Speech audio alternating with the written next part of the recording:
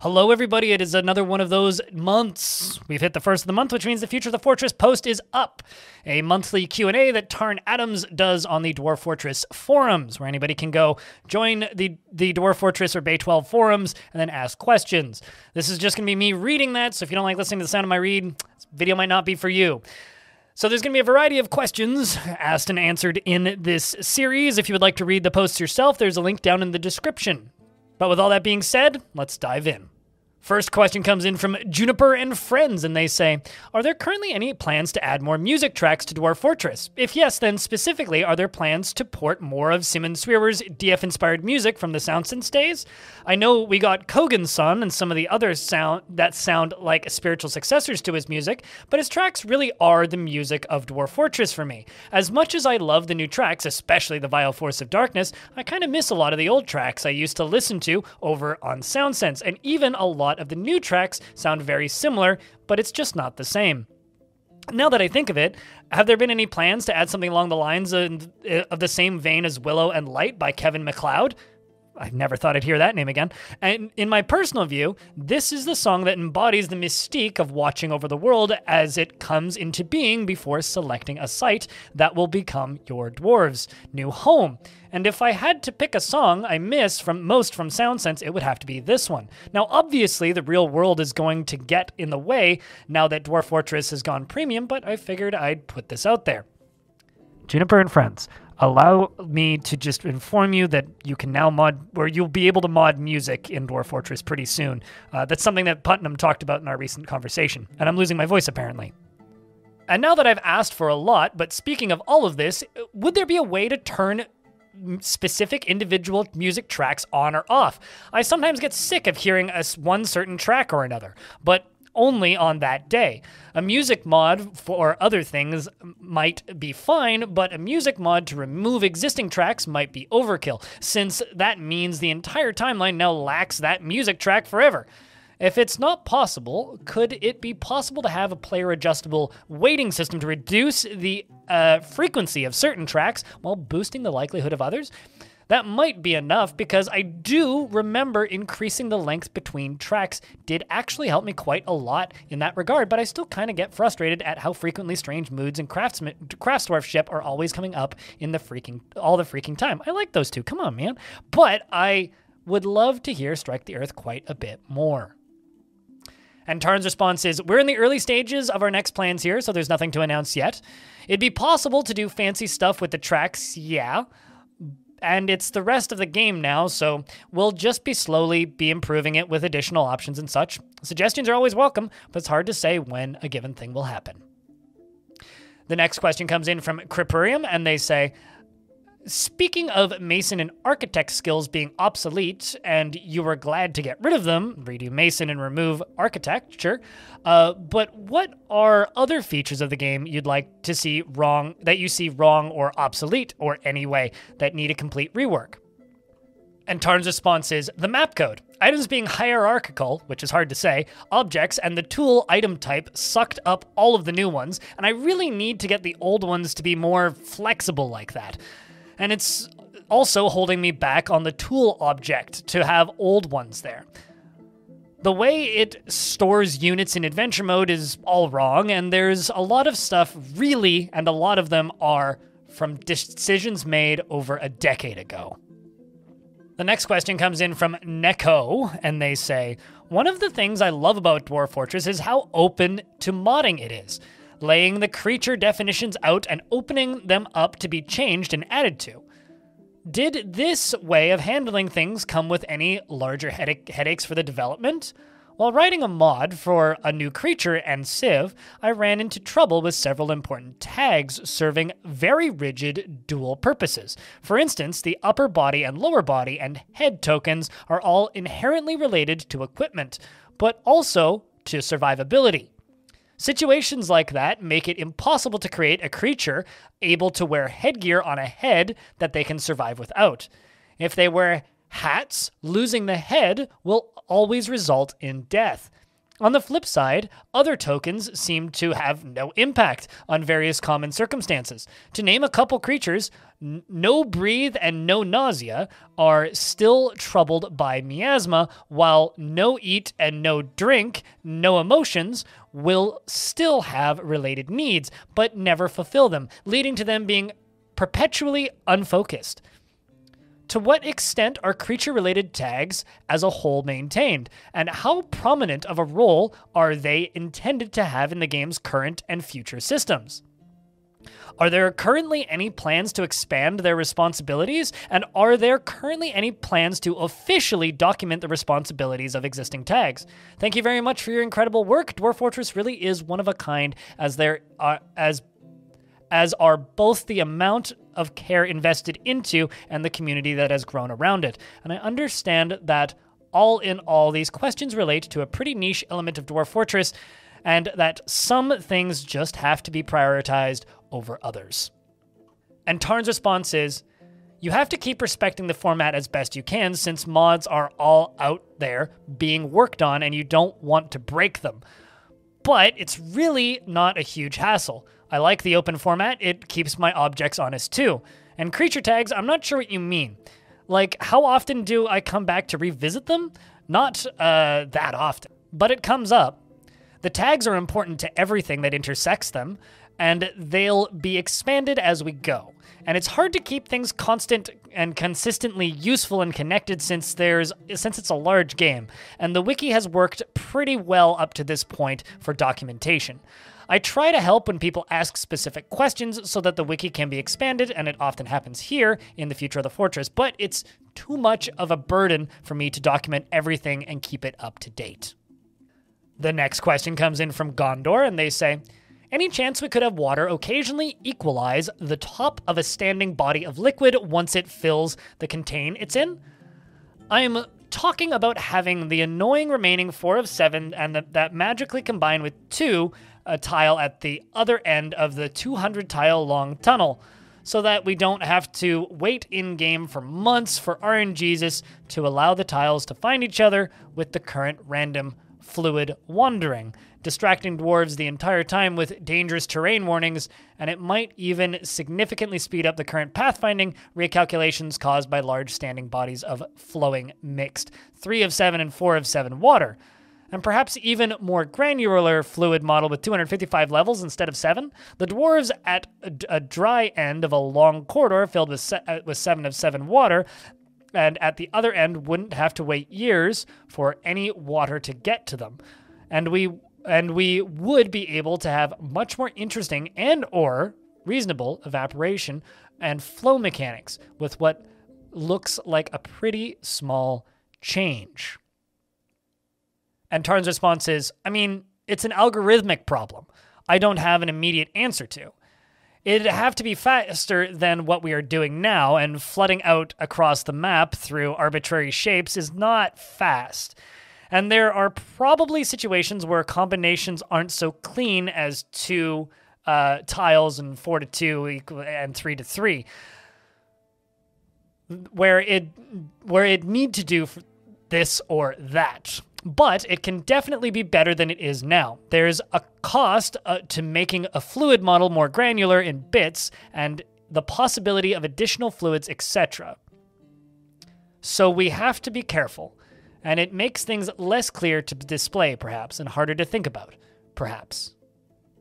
The next question comes in from Jurist McSaddist, and they say, how does trap finding by enemies work? I know diplomats and spies can find them, but I'm not sure on the specifics, and the wiki doesn't have anything on it. May I get some in-depth explanation? And Tarn quotes Patrick Lundell, so I will read their post first. And they say, when anyone from a civilization passes over a trap, the trap location becomes known to that individual, and the information is immediately passed on to the civilization the moment that individual leaves the fortress map. Notably, this includes members of performance troops, who are usually members of both the troop and the civilization. And the troop members seem to trump the civilization's membership when it comes to enemy identification, until fighting breaks breaks out. So the members of a goblin civ you're at war with can come and go as part of performance troops without any problem. I've never been able to identify an actual spy, not to be confused with villain agents, which come in either ending streams even as legitimate visitors and can die of old age. Despite having looked quite intensively for them. Either they're quite rare, or they're too cunning for me to detect using DF hack scripts. Once a trap is known by a civ, its invaders can pass over the trap without incident. If the detection was made by a spying civilian, the invaders just pass over the map when invading. And if it's detected during an invasion, its location is known during the next invasion. Dismantling and reconstruction of the trap wipes the knowledge of the trap from the knowledge of the base civs, as far as I know, and necro towers aren't civs from this perspective, and don't gain knowledge of trap locations, but that doesn't mean they might not eventually. The next question comes in from Shaunai Dweller, and they say, I was a bit disappointed to note that Legends mode no longer refers to a time before time, such as when a demon thrusts a spire up from the underworld. Was it all changed to the comparatively boring year 1 to make way for updates when MythGen comes along?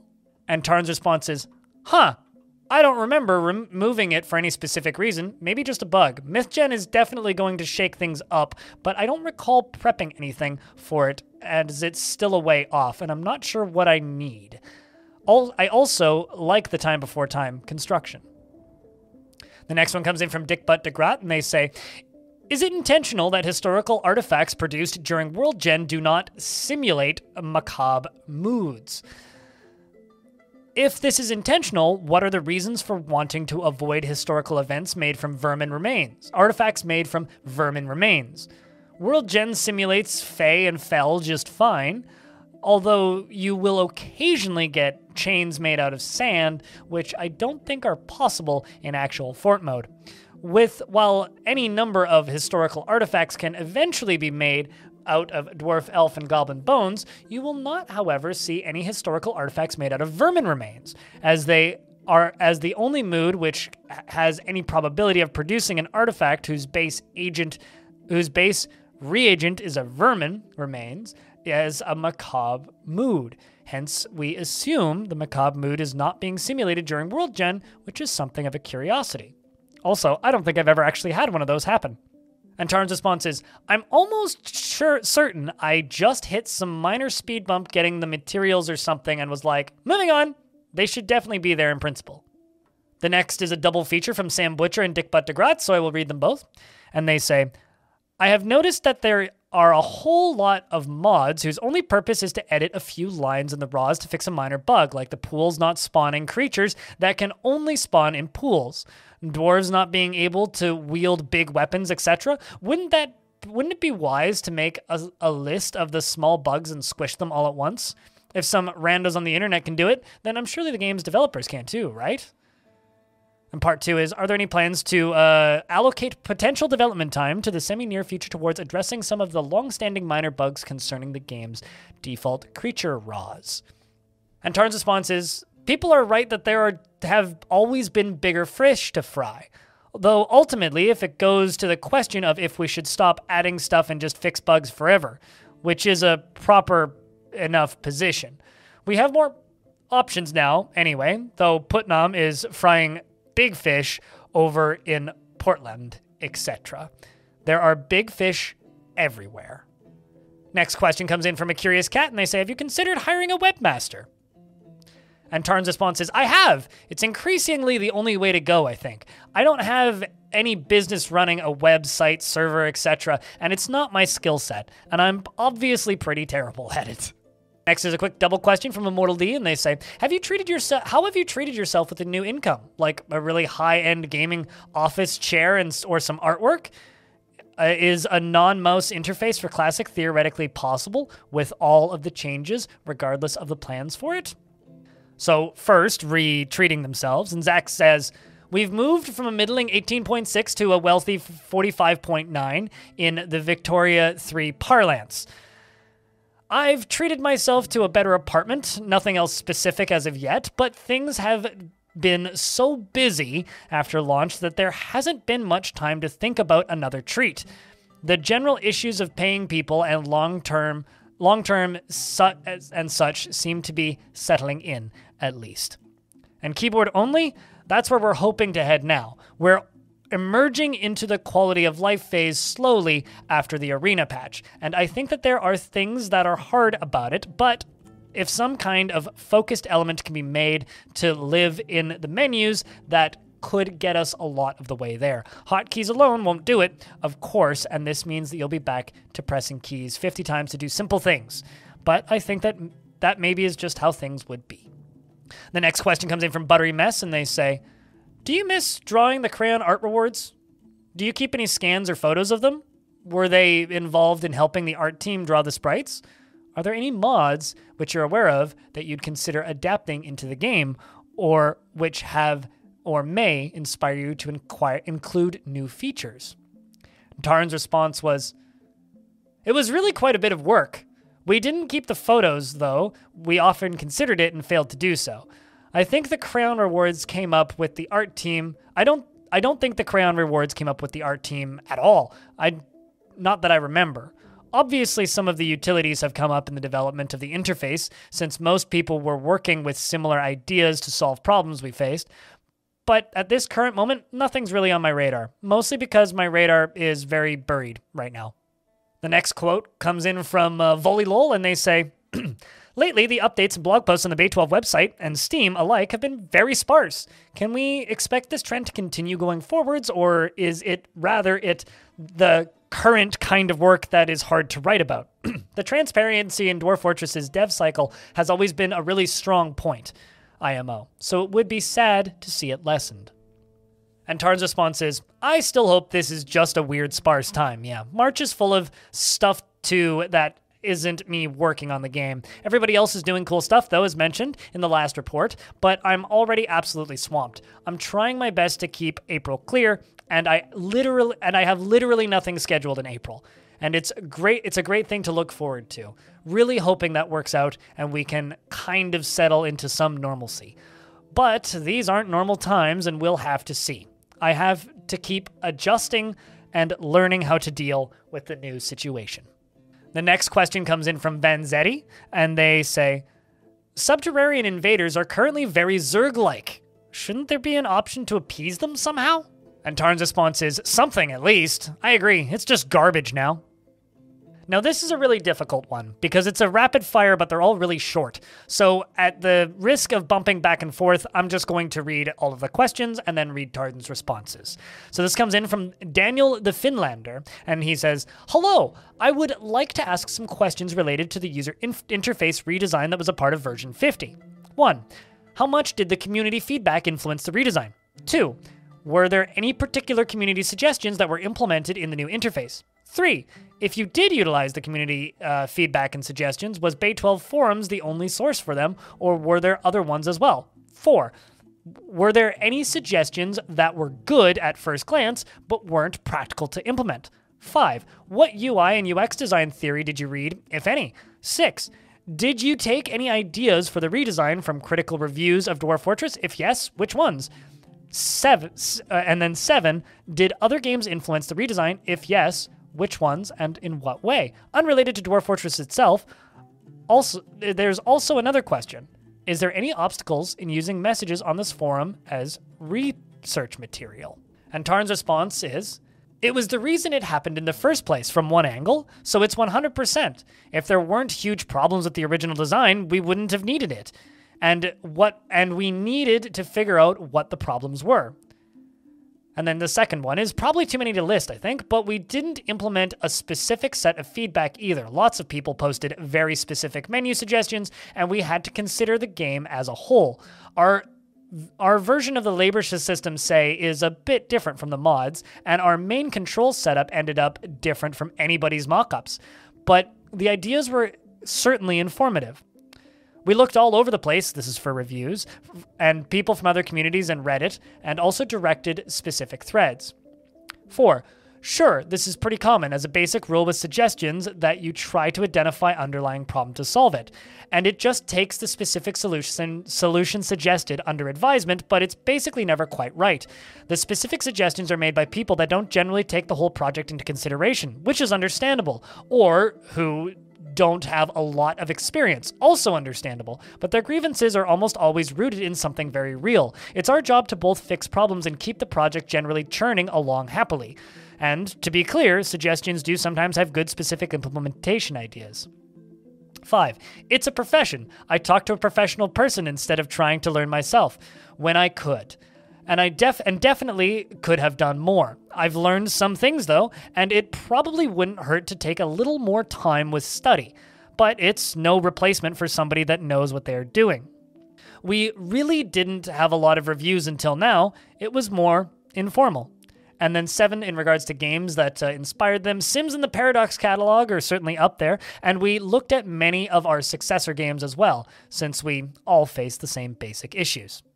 And message into research, I didn't write most of them. I'm not sure what the obstacles typically are there. And I would also like to mention, they specifically noted 2 Point Hospital for the character screens in one of the interviews I did with Zach and Tarn. Another question from Shonai Dweller, and they say, in the arena, are necromancer abilities determined each time the arena is generated? It seems to be the case, but I might be missing something. It would also be nice to see details of their secrets in the arena, like can we see the active syndromes? But that's for the suggestions thread.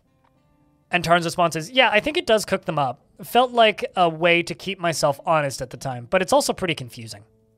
And that brings us to the end of the Future of the Fortress posts. Apologies if any of the reading was confusing, and I hope that you had a good time following along. This one is a little bit shorter. It's nicer to have one that's a much more reasonable length versus the recent very, very, very, very long ones. So I look forward to recording these every month, and I hope that you guys enjoyed them as well. Now, this is the part of the video where I sell out like a weirdo, so what I will say is if you enjoy watching these videos, check out my Twitch streams over on twitch.tv/BLINDIRL. If you want to support me directly, you can do that via my Patreon. And you can find me over at patreon.com/BLINDIRL. If you like the sound of my voice and you want to hear me talk to other humans, you can listen to my podcast at halcyonfrequency.com. And if you don't want to do the other things but still want to support me in some way, YouTube Members is there, or you could buy a mug. Thank you very much for watching, and I hope to see you in the next one.